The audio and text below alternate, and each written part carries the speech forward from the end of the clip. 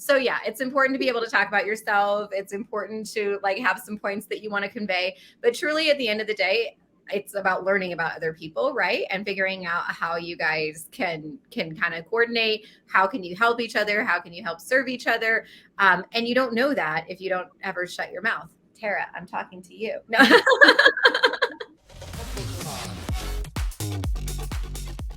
No, but isn't it cool? Like, have y'all ever been around people that like use your name in a sentence? Like you would say, "Hey, my name's Tara." And then I say, "Tara, it's so nice to meet you. Like, tell me, do you have kids?" Or whatever. Like, you know those people that you have conversations with, they remember your name and then they ask you genuine questions. Like you immediately build so much more rapport doing that than just being like, "What market do you serve? How long have you been in real estate?" Like, be interested in other people here. You never know who you might meet your best friend. You might meet somebody that's gone through something that you're about to go through, right? Like, you just never know. So, I think that's an important point too, is ask genuine questions and like seriously listen when you do that.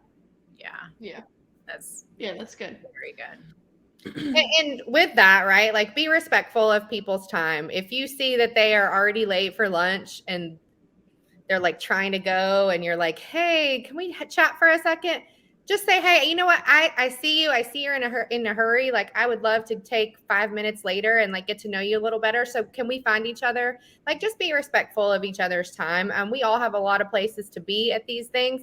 We've tried to specifically allow some really, really fun times for you guys and girls to network, right? So just be cognizant of that when you're talking to people and use your time wisely.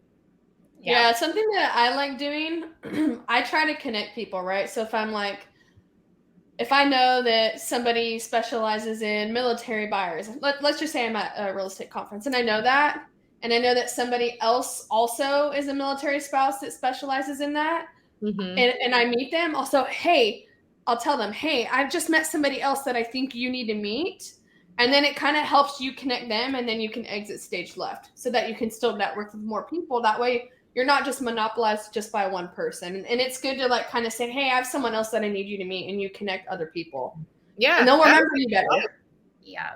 Well, and that being said, if you are a good connector like that, that's a great way that you can be of service to somebody that's maybe a little bit more shy or doesn't always have the confidence to like go up and start that conversation. You would be literally the most important person in that person's life if you could just be like, "Hey, this is my friend so-and-so, and I'd love for you to meet her. She's in whatever area," right? Like just get the conversation going. Lauren is super awesome at that piece of it. And like, I mean, me, like, honest, I'm talking about all this networking stuff. It's outside of my comfort zone, right? Like, I'm an introvert. I like to just be by myself and talk to myself. So it's nice to have friends that kind of like make that conversation, right? Or they like introduce people to you, and she's my saving grace half the time. So thanks, Lauren. That is true. I got you. I don't. So the first time that we met in Cabo, I did not deem you as an introvert at all, Tara. At all.